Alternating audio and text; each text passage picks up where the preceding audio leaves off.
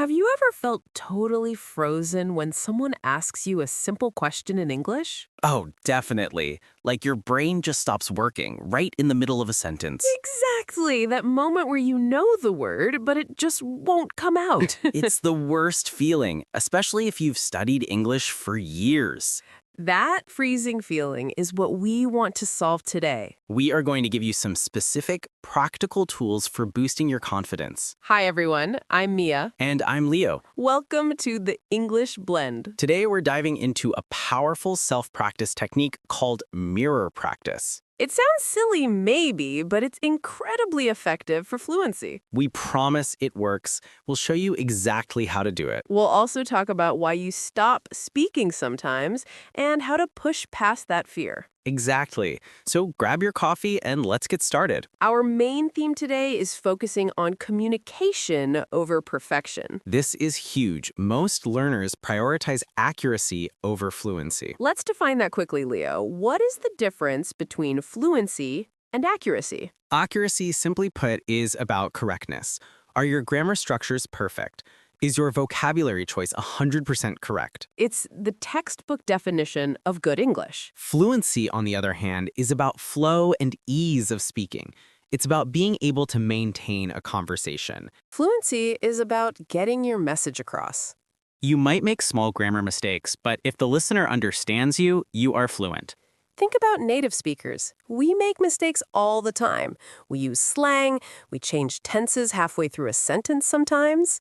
We absolutely do. If you listen to this conversation, you'll hear us use filler words and sometimes stop and restart a sentence. That's natural. That's fluency. We're not aiming for a perfect academic essay every time we talk. We're aiming for conversation. And this brings us to the biggest blocker, the internal grammar police. The grammar police, I know them well. Why do we freeze up, Leo? It's because while we are speaking, we're trying to edit our words simultaneously. That little voice in your head says, wait, should I use the past simple here or maybe the present perfect continuous? And by the time you've calculated the correct tense structure, the moment is gone. Your chance to reply has passed. The conversation has moved on and you feel frustrated.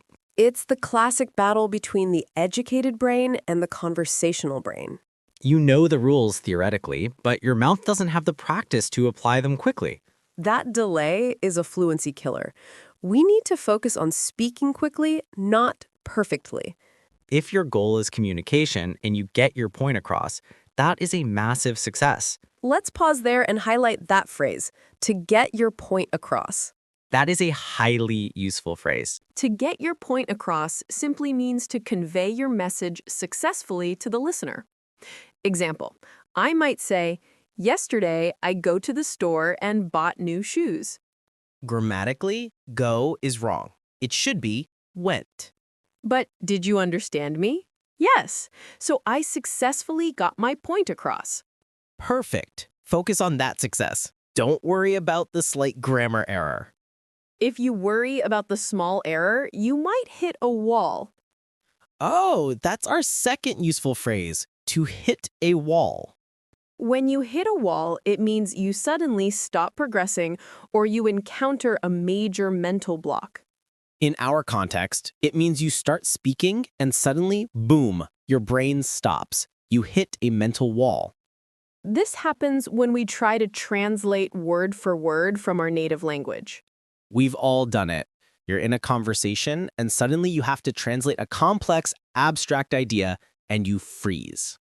You hit that wall because translation is slow. Fluency needs speed. So we want to break down that wall. How do we make the communication instinct stronger than the grammar perfection instinct? We need practice in low-stakes environments. This is where the mirror comes in. But before we get to the practical steps, let me share a short story. Please do. I love hearing about language mistakes. When I was studying in Spain years ago, I was ordering breakfast at a small cafe. I wanted toast with olive oil and tomato. A classic Spanish breakfast. I was nervous. I was trying so hard to use the perfect conditional tense I had just learned. Have you ever felt totally frozen when someone asks you a simple question in English? Oh, definitely. Like your brain just stops working right in the middle of a sentence. Exactly. That moment where you know the word, but it just won't come out. It's the worst feeling, especially if you studied English for years. That freezing feeling is what we want to solve today. We're going to give you some specific, practical tools for boosting your confidence. Hi, everyone. I'm Mia. And I'm Leo. Welcome to the English Blend. Today, we're diving into a powerful self-practice technique called mirror practice. Confidence booster. It sounds silly, maybe, but it's incredibly effective for fluency. We promise it works. We'll show you exactly how to do it. We'll also talk about why you stop speaking sometimes and how to push past that fear. Exactly. So grab your coffee and let's get started. Our main theme today is focusing on communication over perfection. This is huge. Most learners prioritize accuracy over fluency. Let's define that quickly, Leo. What is the difference between fluency and accuracy? Accuracy, simply put, is about correctness. Are your grammar structures perfect? Is your vocabulary choice 100% correct? It's the textbook definition of good English. Fluency, on the other hand, is about flow and ease of speaking. It's about being able to maintain a conversation. So if someone asks, "What do you think about the new office policy?" Instead of waiting 10 seconds while calculating, you immediately say, "Well, that's a tricky question," or "Let me see," or I haven't thought about that much."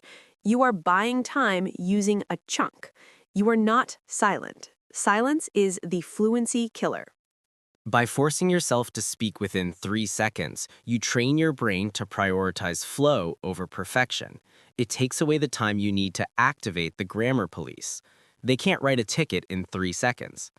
It reduces the anxiety because you have a clear, immediate goal. Just say something. And those short filler phrases are perfect for A2 to B2 learners. They are simple, but they sound natural. Now, for the core topic of today's episode. Tip number 3, mirror practice. This is our confidence booster. It sounds awkward and you might feel a little silly at first, but trust us, it is incredibly powerful. What exactly do we do in mirror practice?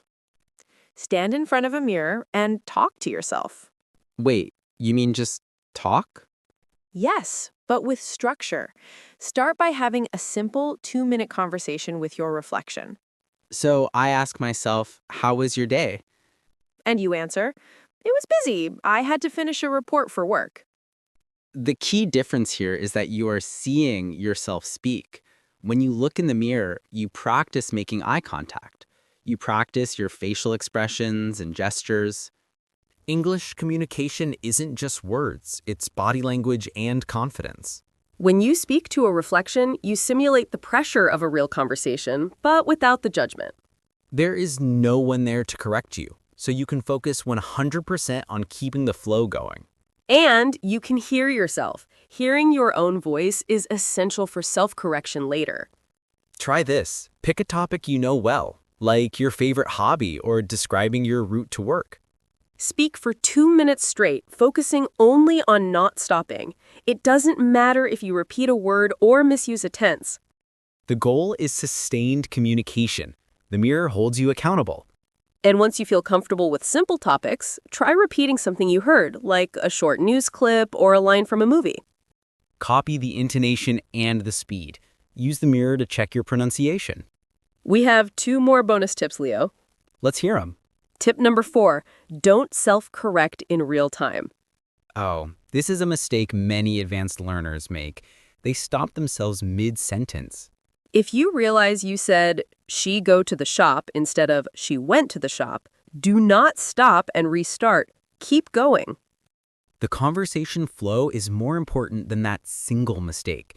You can mentally note the error and correct it later during your mirror practice.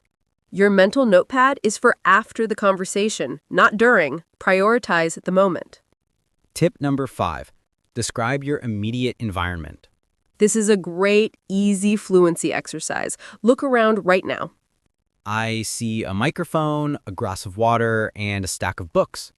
Now, speak for 1 minute describing those things, but use connected sentences. I am sitting at my desk. The microphone is very close to me. I need the microphone to record this podcast for the English blend. Next to it is a glass of water, which I hope I don't spill. I am quite thirsty today, so I need to drink more water. Perfect. That forces you to use connectors and varied vocabulary, but about simple, relatable things. It's a very low-stress way to practice. You can do this waiting in a cafe, on the bus, or while doing chores. You are training your brain to switch into English mode instantly. Let's review our language focus phrases one more time. They are perfect for discussing fluency. Phrase 1. To get your point across. It means communicating the core idea, even imperfectly. If you're talking about a work project, make sure the boss understands the deadline. You got your point across. Phrase 2. To hit a wall. This is when you freeze or can't progress. You know you've hit a wall when you say, for longer than 5 seconds. The mirror practice helps prevent hitting the wall. It prepares you to push through. And our third phrase, which is so crucial for managing anxiety. It's not the end of the world. Such a comforting phrase. Not the end of the world means that the consequence is not severe or catastrophic. If you make a mistake ordering food, is it the end of the world? No. You might get the wrong meal, but you can fix it. If you use the wrong preposition during a meeting, is it the end of the world? No. Your colleague probably understood you, and they certainly won't fire you. We tell ourselves that making a mistake is a massive failure, but truly, it's not the end of the world. It's just part of learning. Use that phrase whenever you feel anxiety creeping in. Tell yourself, I made a mistake, but it's not the end of the world. That realization takes the pressure off. So, to summarize our key takeaways today, 1. Shift your focus. Fluency is communication, not perfection. 2. Use chunking and massive input to build pre-made vocabulary blocks. 3. Practice the 3-second rule to force quick responses and overcome freezing. 4. The biggest one, use mirror practice daily to build confidence and flow without judgment. Talk to yourself. It sounds crazy, but it works. And remember our useful language, get your point across, hit a wall, and the crucial mindset adjustment. It's not the end of the world. Daily, consistent practice, even just 5 minutes in front of a mirror, will transform your speaking confidence. Start small, keep it natural, and just keep talking. That was a great talk. We covered a lot of ground today. Yes, and we hope this helps everyone overcome their fear of speaking. Next time on the English Blend, we're going to discuss how to sound more like a native speaker by mastering common reductions and connected speech. It's a trick that will make your English sound instantly more authentic. Don't forget to subscribe and leave a comment telling us if you've tried the mirror practice. Yes, see you in the next episode of the English Blend.